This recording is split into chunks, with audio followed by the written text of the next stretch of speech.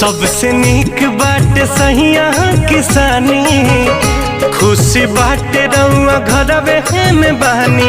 मुहारो कमैला के जी बहरा में गईला के, मुहारो कमैला के अब बहरा में गईला के।